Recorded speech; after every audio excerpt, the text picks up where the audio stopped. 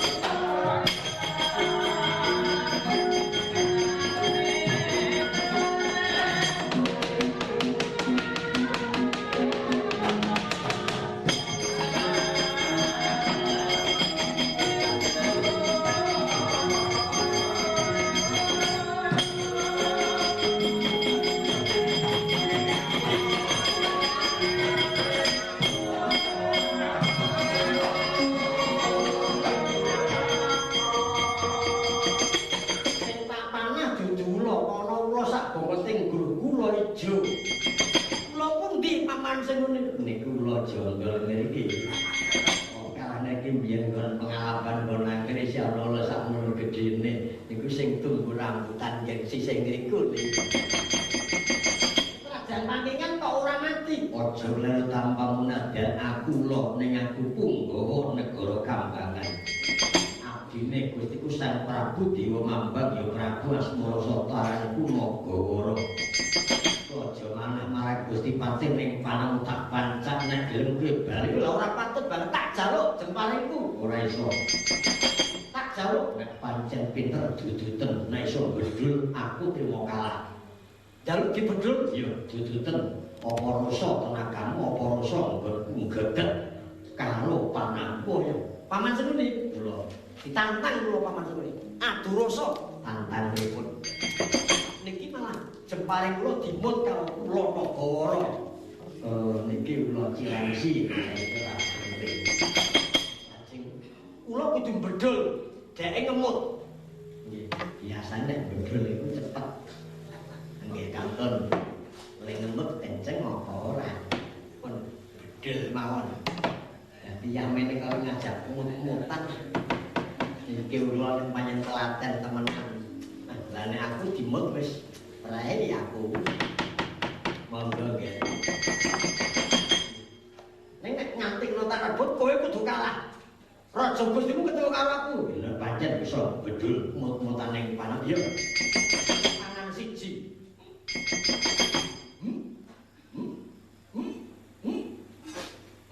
Waduh, abot banget.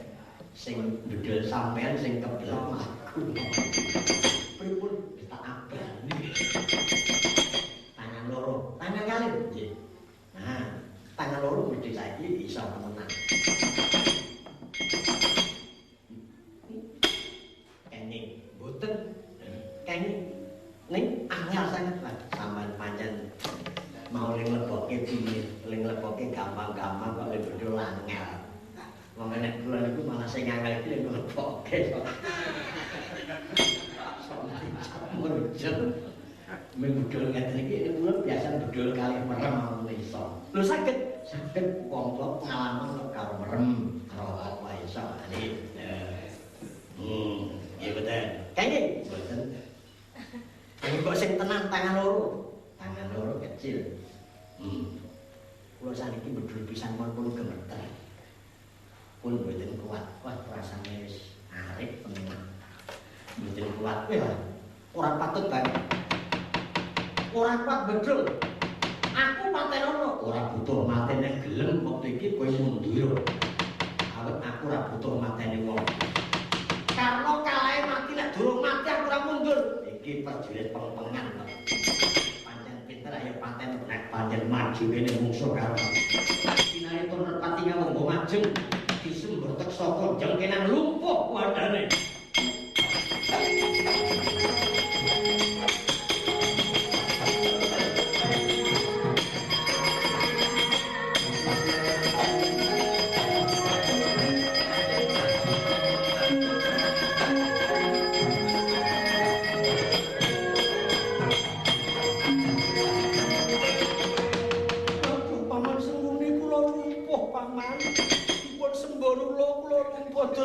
Paman Sengkuni kula pun melarikan diri terdirit-dirit iyeng-iyeng disembur kok dadi lumpuh gandeng awong lumpuh tak lebono gedhong pagunyaran.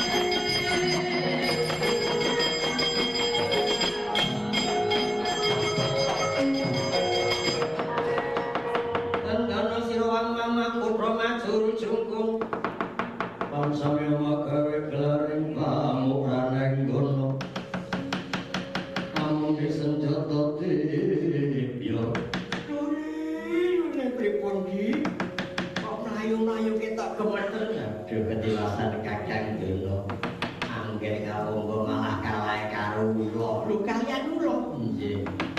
Panah sawat ora ngenani Pati Candrarasa ning dimut kali ula. Bedul ora kuat disembur angger ngawonggo lumpuh.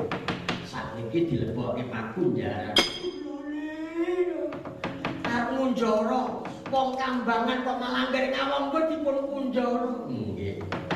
Lah mbok sampean maju, kula jane ajeng maju niat ngrika Sumbaraja sampean Mbah Semune Pati Tuwa Durna karena sampean ditantang. Lho, kula ditantang. Nggih. Sing nantang sinten? Dentok Madendra kali Candrarasa. Pripun nantang? Aja semune Pati Tuwa monggo Durna pendeta sing kanyal Sugiomo maju lan krese yunge. Pendeta sing kaya bat. Menghina sama saya. Untuk lagi-lagi.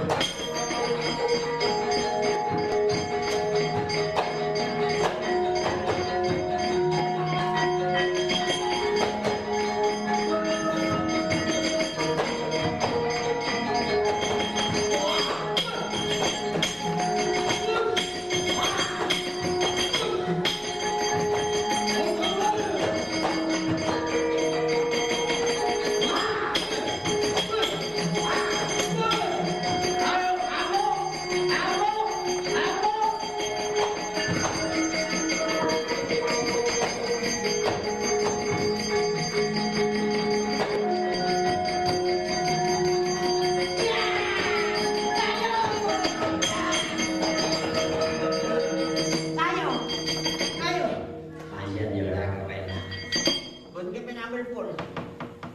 Wong bruk kok keprae ting ting ting ting dene biap-biap. Sanane pun mboten apa-apa, Pak.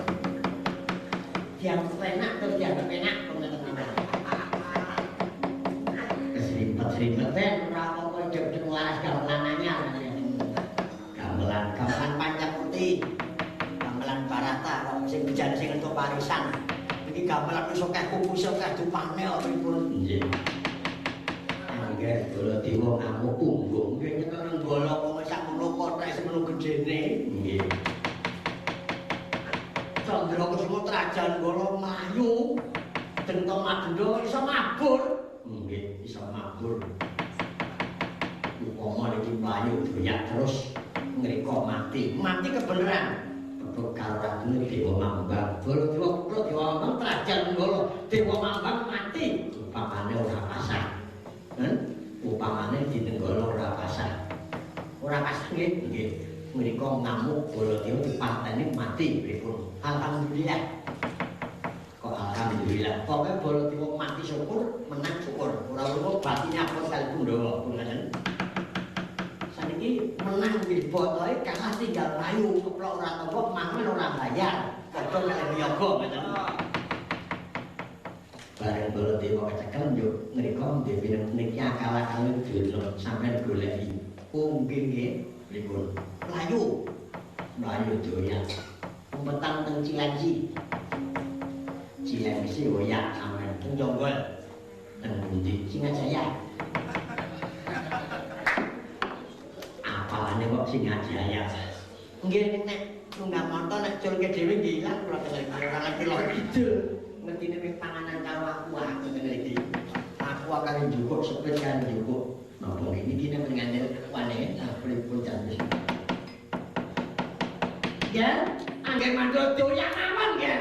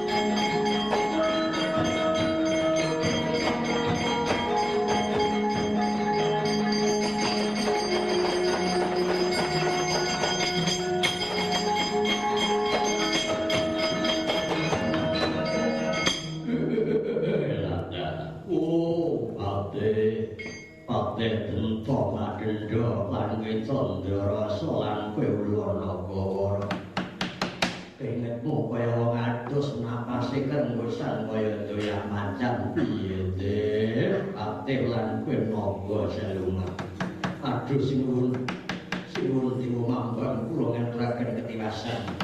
Kula ngaturaken ketiwasan sinuwun. Kurawa baranganmu badhe diparaken papan mriki paduka badhe dipun kunjara sapadya bala sedaya. Iya. Mekasan ngawangga kenging pikut dipun sembur dados lumpuh. Ngawangga dipun kunjara, Narpati Karna dipun kunjara. Inggih. Awise. Nanging sareng ngawangga dipun kunjara. Ana ratu gagah pawanipun rak nganggenipun Prabu Baladewa nyepeng pusaka moyak-oyak aduh sinuwun kula mboten wani kula mboten kecongkah kula kawon sinuwun nek panjang kula aja melu-melu piwulange para kiai piwulange para pinter menang ora ngalahke lurut tanpa bala tandingane.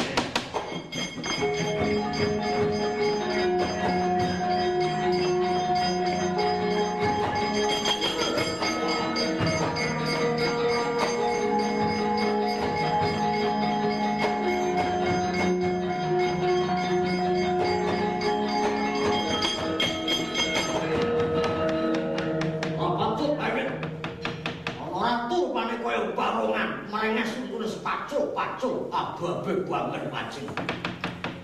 Sopo karo curang karo kadang-kadang ngaku jeneng sopo ngaku sopo ratu untuk ngomong ora kena ditata tembunge sinau aja sinau kasar sinau sing halus Raja Gandharwa ratu kambangan dening Prabu Dewa Mambang ya Prabu Asmara Santa. Asmara Santa? Ya. Ndak takon jenengmu sapa? Baladewa ngendi negaramu Mandura? Lho, ngerti karo aku. Aja meneng jeneng bapakmu, biyungmu, wadanamu, lakonmu, tangmu aku ngerti kabeh. Balik dukun iki. Ora mung dukun iki mbae dukun. Bubar kok iki. Ora kena kowe dadi ratu kok papan kene. Gelem ora gelem kudu bubar. Baru tak kunjara. Punggawamu tak kunjara, kowe tak kunjara kono kudang tak kunjara. Papan kene bubar. Sing arep bubarke sapa? Aku. Lho kok Baladewa bubarke kuwi kowe nganggo dasar apa? Nganggo dasar apa? Iki bumi Ngastina sing duwe negara Ngastina ki dudu Baladewa. Kowe bubarke iki dudu lemahmu, dudu negaramu. Kok kowe melu urusane mancanegara. Jenenge kowe sing putih ming jabane. Sing putih ming kulite atimu ora putih. Atimu kaya lugut woh kowe wae gedondong. Jabane alus atine kowe pating crengenge. Kurang ajar. Aku dijaluk tulung karo Yayi Duryudana. Aku ditintos raya aku dijaluk tulung. Nek bener ditulungi lah nek ala apa ya ditulungi. Sedulur kudune tak tulungi. Wong njaluk tulung Duryudana. Baladewa kok njaluk tulung. Adimu kena patenana kowe ya gelem. Gelem awet sing njaluk tulung Duryudana kowe gelem. Gelem apa ora? Ra sengol. Nyambut gawe iki ditata berluput dadi bakul tuna batine. Apa dilakoni bakti ning dasare racun. Kudune aja diombe. Sethithik ning nganggo godhong ning madu kuwi ndayane kekuatan. Kowe ratu kok ora ngerti penatan. Ratu kok ora ngerti tata praja. Ratu kok ora andhap bangsamu dadi apa, negaramu dadi apa. Ratu ora tata praja ora ngerti tata negara. Oh, kowe kleru. Wes ora peduli. Gelem bubar apa ora? Gelem bubar ora? Aku dadi ratu karepku dhewe sing bubarke ora ana nek ora karepku dhewe. Sing tak cekel iki Nenggala, Gunung Junggut Watu Ajur. Kamu Nenggala Tarkalono.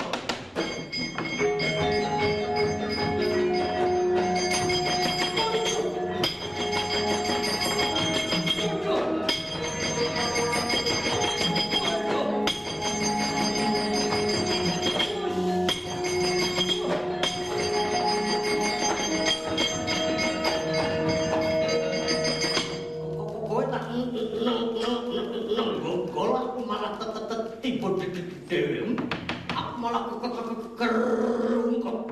Aku dadi jatuh bangun aku.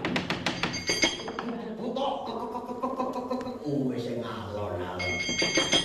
Nek gamane aku ning kleru nggon menamake pusakamu jenenge Nanggala. Nanggulangi barang kang ala. Mulan ora temu awet aku buta ning ora ala. Kowe luput nggone nggunake, Bro. Isin banget aku. Isin karo napa? Aku ora isin-isin kok. Tenan kowe malesa. Aku ora kepengin mateni wong. Aku pateneno. Aja meneh mateni gawe lara aku mau. Nek kowe lara tak tambani luput kowe tak dandani bengkok tak lempengake kuwi nek gelem. Nek kalah karo kowe aku isin banget aku. Entenono sawetara. Nalika semanten Sang Yaksendra asa gunakno pangaribawane arane Aji Kendali Angin. Aji Kendali Angin saking epek-epek metu samirana nempuh Baladewa kontal saking paprangan.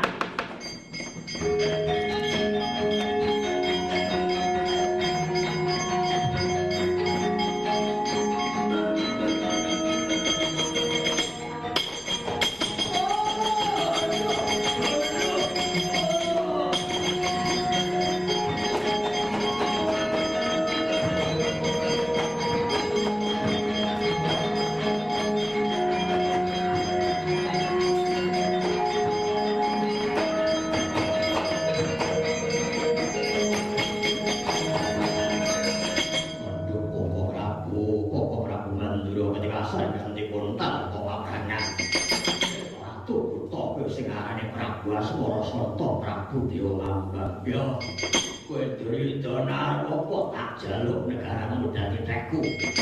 Mesti kalah apik karo negaramu, kalah becik karo bumimu. Manut tak bleket negaramu tak kunjur. Apik temen njaluk tinggalane kakimu kok.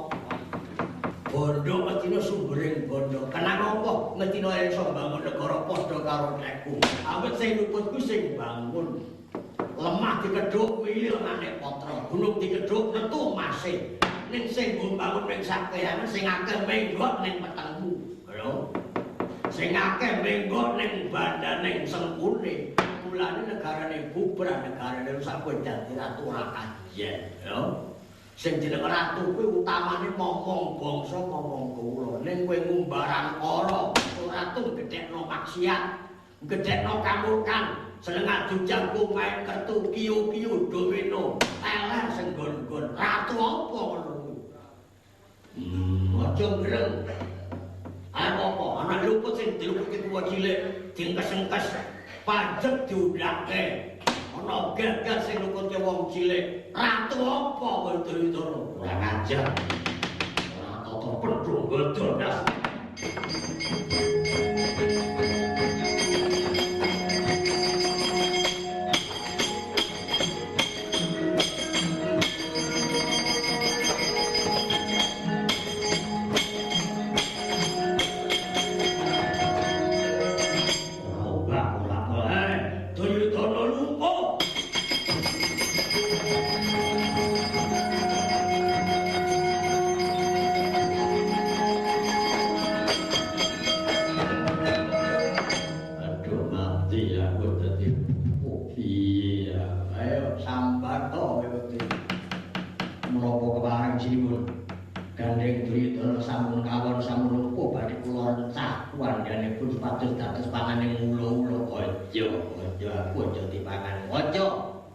Duryudana kalpa luput ning iki luputing ratu kudu nganggo penatan.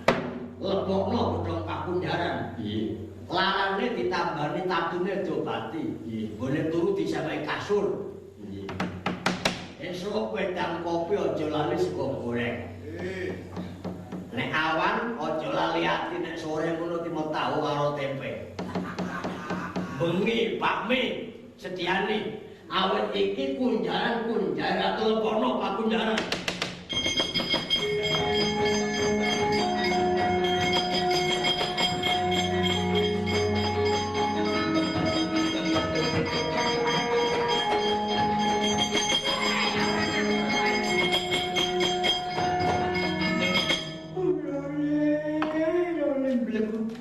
Aja nganggo blek-blek men, dono iki ora blek-blek ora dono Yogya. Aku buta. Waduh cangkeme amba. Untune gedhe-gedhe. Aduh. Angger bolote wong nganti kotal ketrajan angin. Angger Duryudana tak lebono pedhong aku njaran arep iki jagoku. Mau muridé kalah iki gurune Majid ya mongso lunga mati gitu. Apa? Mboten. Aku ora wedi karo kowe. Buta mongso urung tanding karo Dana iki. Pendeta Dana Sita mati. Mangsa urung Dana mati. Mesti menang utane. Jane sampean kancane sapa? Rombonganku apa rombongane kono? Kancane sinten? Endi sing kanggo kula gabung? Wong apa ya? Ayo saiki. Mangsa karo Dana. Mangsa menang.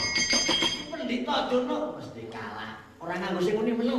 Rewel sampean kuwi kok gabung karo Agus mawon sampean. Agus sinten? Agus Melas. Patut banget. Rajan Cemar kondang.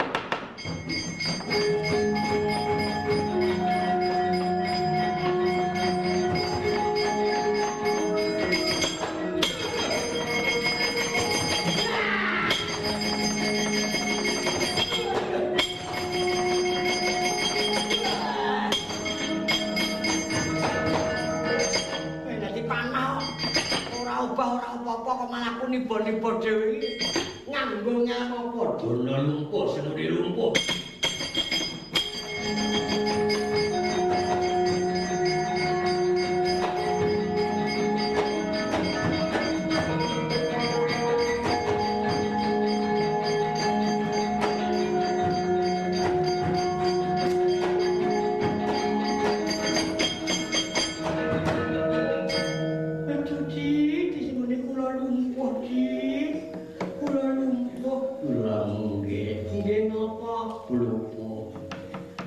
disepatane Durna lumpuh kok plonjo jengkenang. Otot bayu kaya dilolosi awakku lho lemes banget awakku lho lemes nek sampean pripun? Boten kula ngelih. Asem kapean. Kebangetan temen. Aku disepatane lumpuh piye? Awak sampeyan lemes, sikile lemes, tangane lemes, ning wonten sing ora lemes. Padha karo aku. Aja kakek swara. Durna kowe pancen racun ning jagat. Sengkune kowe sing dadi provokator. Mundhuk kowe penandur. Rasakno iki dino. Aku lha apa malah kecipatan aku. Tiban awangan. Mboten apa-apa rombongan kok. Pun jam pinten, Di? Setengah 12. Aduh, wis bahaya iki. Ati kula wonten dawuh Durna Sengkuni dipunjara. Dipun kunjara. Iya. Dipun paring kasur, dipun paring unjingan darane mawi aja. Lek turu aja nganggo kasur, samake mester wae. Nek awan dipen nang dhuwur seng nek bengi tikung nang jero banyu. Aja diparingi sego goreng, sego iwak, sego ati, sego tahu. Ning paling ana kuburan dedek karo rendek.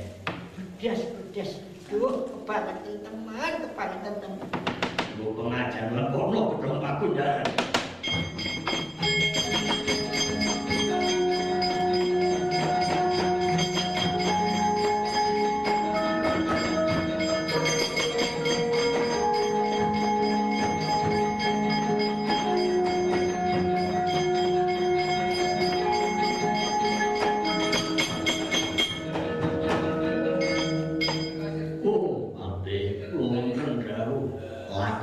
Abot mburi enteng ketemu dengan ingkang badhe dipun kunjara panjenengan kaliyan kula nanging kok malah dadosipun Pendhita Durna kaliyan Kurawa iya lebokno pakunjaran mungkon tale Baladewa tak sepatane aja kepanti tiba nek ora tiba ana tlatah ngamarta ladaning wong Pandhawa.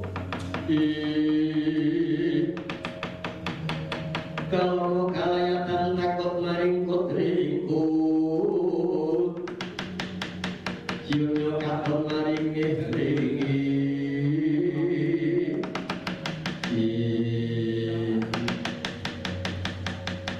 keparingipun Gusti Prabu Dewa Mambak dawuhna para kawula Kurawa sing kecekel bokna gedhong pakunjaran tunggu pengadilan ora nganti methak srengenge mengko aku sing bakal paring pratata.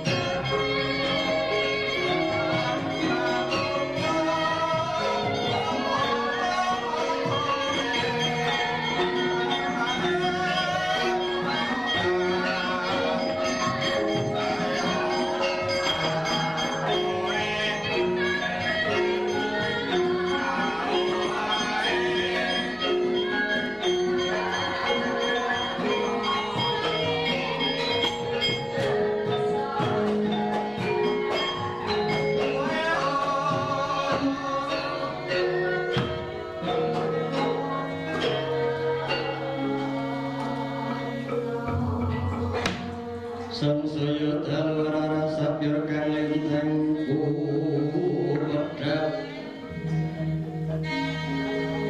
titi sonya tengah wengi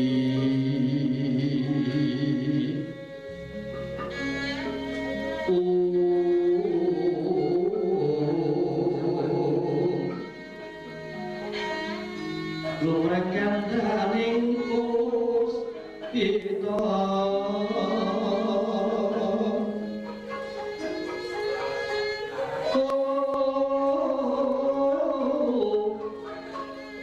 sakti joro kambreng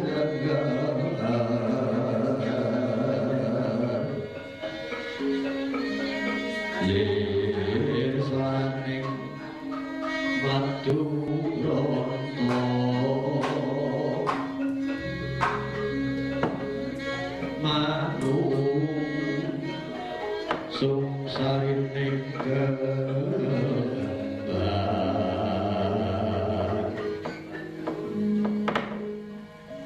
bocah bajang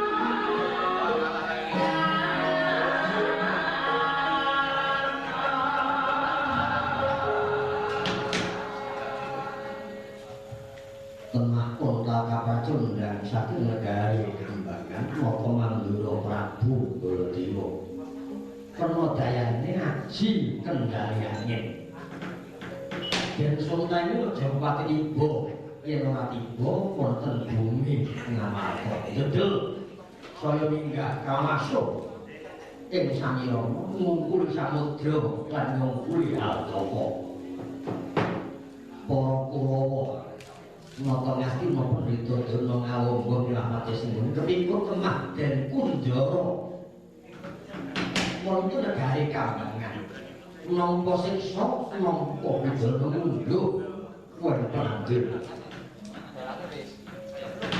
denging sumpama kang saged den Kunjara temah ngobaken jagat ndayani dadi goro-goro ono bener mayangkan kemancen sak tengah gelir yen minatan kayu marane kayu ukur sejati iku mengkupi ulang kayu maknane kayu tegese urip uripe manungsa aku kowe kabeh purwa wiwitan sejati temen manungsa urip kudu ngerti marang sangkan paraning dumadi awit manungsa dumadi saka anasir pancen perkara geni bumi, angin, lan banyu manungsa asalis kuangin awit mawa napas manungsa asalis banyu awit mawa keringet lan mawa turas manungsa asalis bumi cilik dadi gedhe cendhek dadi dhuwur asalis geni awit lakune getih kang panas jroning kayu para sejati minggil ana kembangarane kembang panca warna panca tembung lima warna rupa yen bisa metik kandungan kembang panca warna kuwi ayem lan mengken dadi bakul ora duweni pasti dadi wong tani ora garap lemah awit sumindhe keparing Gusti tegese wis nglakoni salat sembahyang 5 waktu madhep mantep marang kiblat Palembang Nyisore kembang kancaan ana manuk jenenge manuk merak. Apik mulune, apik cucuke sapa nyawang padha seneng iku piwulan. Tegese nek wis ngakoni salat sembahyang muridku bisa kaya manuk merak. Sing loro seneng, sing loro seneng, sing saku padha seneng.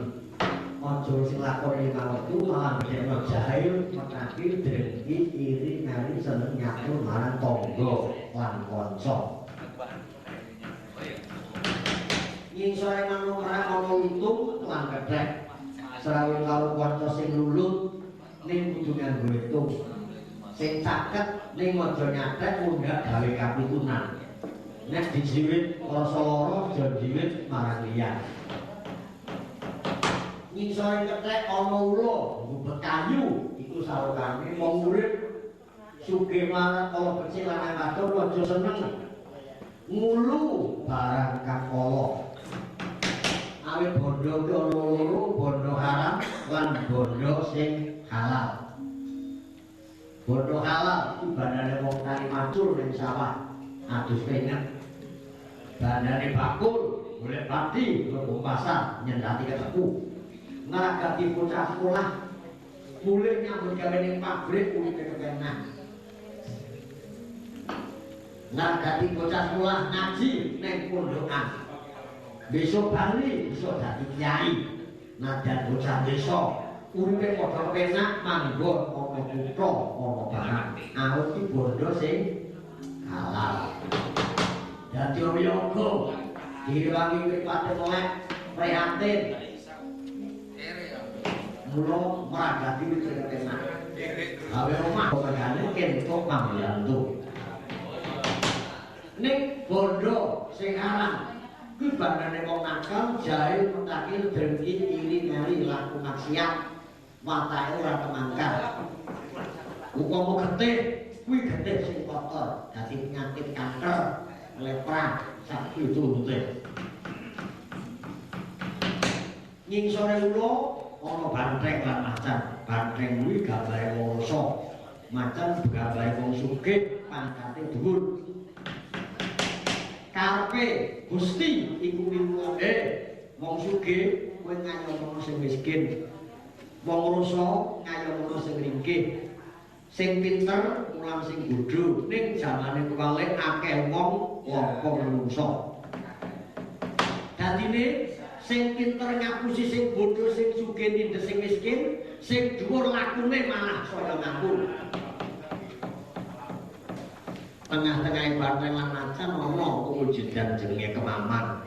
Tegese uripmu aja mamang pilih tangan kiwa apa tangan tengen, abang apa putih, ala apa becik. Uripmu ana donya kebak lakon ala lan becik.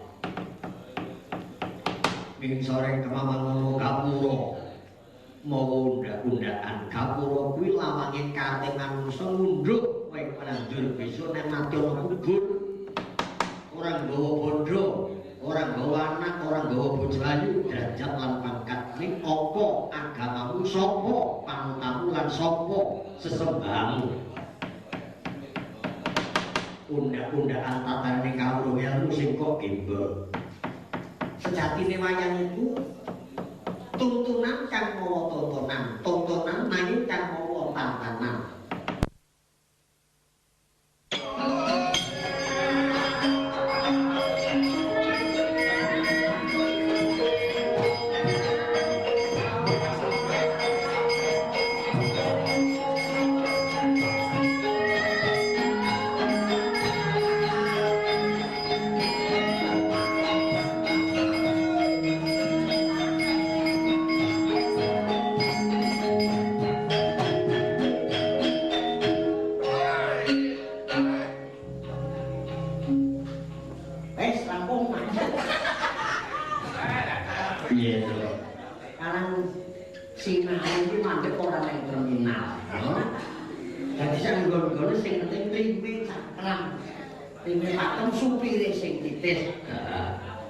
Mosok wis dhewe kok bane babit manut yang becak iki ngono.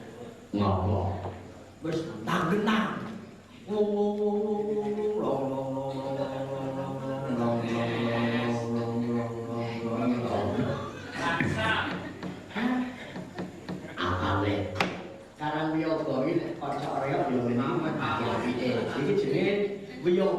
Pancawarna.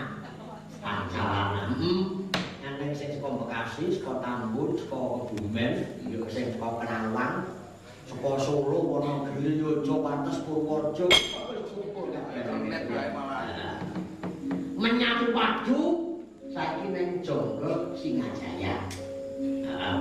Perune latihan ning dibanyak. Seneng toh? Sing latihan, jane ngono sing main dudu aku ning Pondoku Mbah Sumarjo. Ning gareng gerak, aku didhawuhi mongko lakoni lu ngerti, lu gagap-gagap sing wis hafal ki Dik Dwi. Mas Dwi, saka Purworejo sing latih. Kula mangke gentusan Mas Dwi jam 7 awan sampean.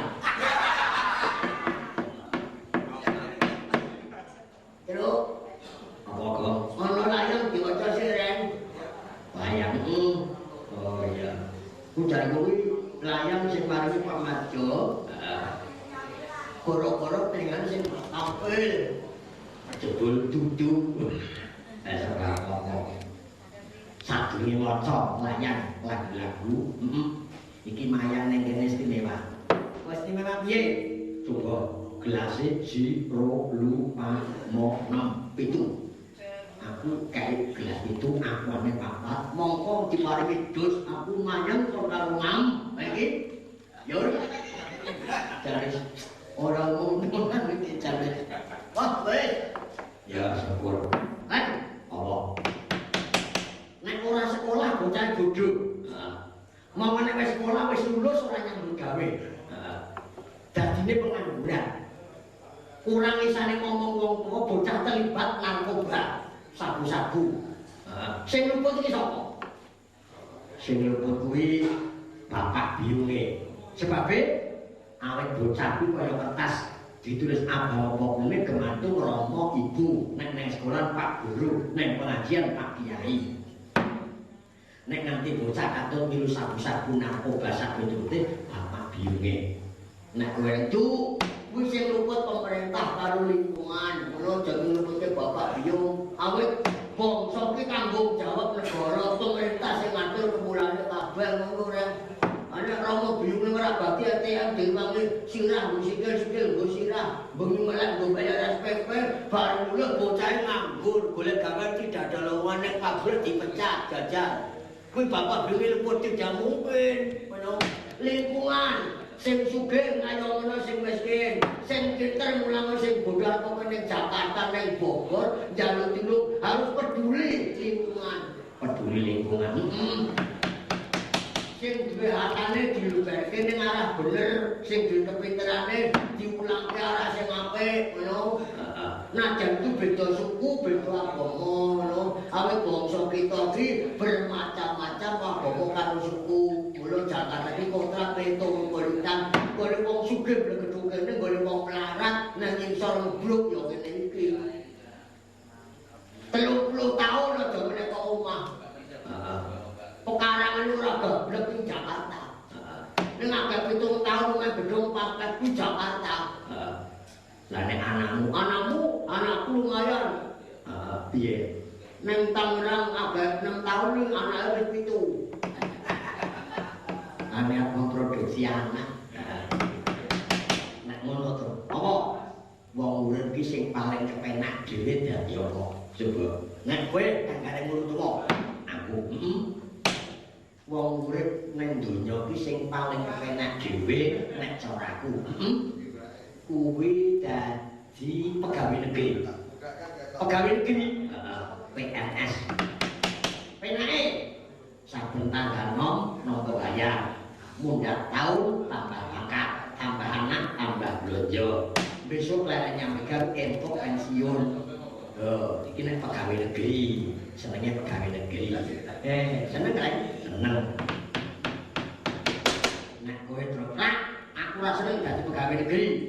Sebabe uripe direh karo negara ora nyambut gawe kondisi jelek, ora iso naik pangkat. Coba wong Indonesia iki sing akeh korupsi. Oh, korupsi. Ora korupsi duit ning korupsi waktu. Jam dinas keluyuran. Nggo obyek ning jaba. Nek kowe terus aku timbang dadi pegawai negeri milih dadi juragan. Juragan bakul. Duit akeh bandane akeh saben dina ngitung bathi, buka toko. Sedina bathi 10.000, rong dina setahun tuku truk, 5 tahun tuku motor mabur. Mulai bidang-bidang ini juragan besar. Orang terhormat karena harta. Pegawai negeri ada bono ora aja iki orang yang terhormat bandane akeh, no. Ya pegawai negeri orang yang berjasa wel. Nek kowe kok walah kucuk lan kabeh ngomongin. Urip ora nggawa bondo matine besok. Kowe matine ora nggawa SK ta ngomongin. Nek kowe sing paling penak dhewe. Urip penak dhewe dadi dokter. Kok dadi dokter? Woyo kok piye? Dokter duwe titel ambil kuliah wis 6 tahun 7 tahun duwe gelar Durjono. Oh goblok sarjana. Sarjana ora bakul baca. Anakku dadi dokter duwe gelar sarjana ngono, S1. Nek 10 tahun terus S lilin, terus S gosok. Mbek. Dokter senenge apa? Wah, pangkate dhuwur. Inventarisir udah papat, orang terhormat minta tolong Pak Dokter. Ini anak saya sampai obatin. Dokter ini. Neng silakan itu jadi dokter. Ngopo? Gue jadi dokter sing teko nang tabrakan. Awake rusak baru pecah gede gladahan. Monggo bar kowe ngobati wong sing tak turun ora dilayang. Seneng jadi dokter. Ngamal becik Tuhan Maha tahu. Oh, goblok kowe. Sing teko nggon wong ora enak. Jrijis. Gede pirang-pirang mambune blalungan. Bareng kok tambani burung bayar. Seneng dadi dokter. Wah, Tuhan Maha tahu ora ono ijone. Minggu bojoku mulai kampung. Cewek loro cakep-cakep teko. Pak dokter saya minta disuntik. Monggo cakep-cakep kuwi cewek. Terus tak perlu anu mlebu satu persatu. Pakaian dibuka. Mereka tak suntik yo. Salu. Kowe dokter porno melanggar sumpah jabatan, tak laporke karo pimpinan. Dicekel karo bapak polisi kenakalan. Melanggar sumpah jabatan, salu. Lho salu kok piye? Takon rumahku tak preso dadane dinut-nyot ngono. Mengurip bokonge tak suntik tak jus ngono. Goblok kok asosiasine mesti nggon bagian mengkono Berkah pinter iki Pak. Mula kuwe wong ngene ora usah macem-macem. Sing penting urip gotong royong bersatu ngono. Mecape pengangguran kepiye carane menampung aja dulu ning Taiwan, ning Singapura, ning Korea. Peduli karo penganggur. Kowe iki ngomong apa iso lakoni? Lho, aku ngomong lakoni. Ngopo? Aja rombongan dalang iki piro? Kaya bocah 20 sindene 7. Menampung penganggur 17 tukang corong, tukang ojen, paling ora 35. Wih, di dalam menampung penganggur tak ngomongin, oh main-main berjasa pahlawan tanpa tanda jasa. Wih, Pak Dalang tak ngomongin. Kula jam di sepeleke, andek bunga gedong kapan, wayangan berjuang. Baru nyentuh kursi, oh buduokanku modal.